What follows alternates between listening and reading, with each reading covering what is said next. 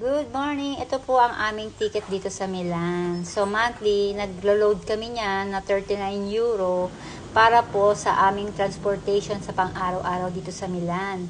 So, pwede nyo yung sakyan lahat ng sasakyan dito sa Milan. Katulad niya, metro. Ang metro po dito is yung underground train. Tapos naman po, yung nasa taas is yung tram. Siya naman po yung train sa ibabaw.